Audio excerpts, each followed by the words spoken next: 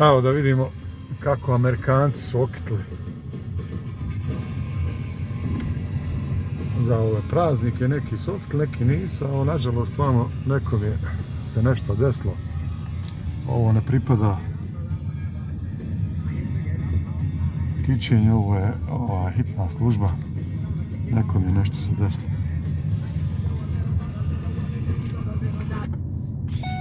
Da vidimo. Vidimo ovu ovdje ulicu. Imamo 2-3 lijepe kuće koje su jako lijepo okićene. Pa ćemo lagano proći. Da vidite kako oni po ovim rubovima stave sjelce.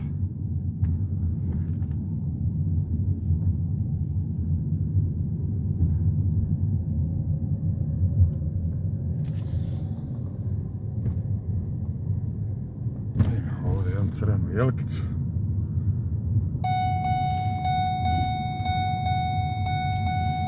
Čujete ovaj zvuk, to me pomni da nisam svezan.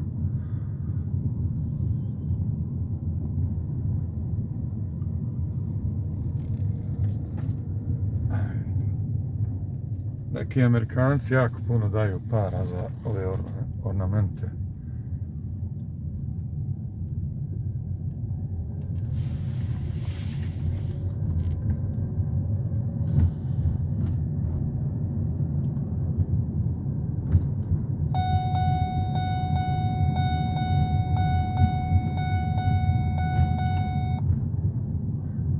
Vraćamo se ovom istom ulicom.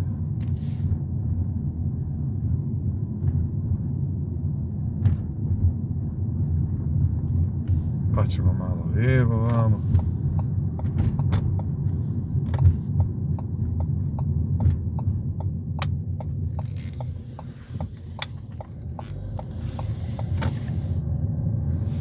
Malo ćemo baciti pogled na desnu stranu.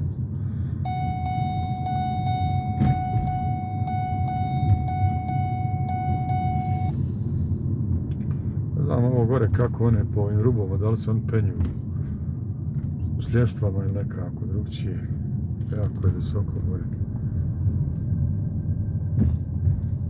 Evo i ovdje nisu ništa okitli. Ićemo malo galamiti.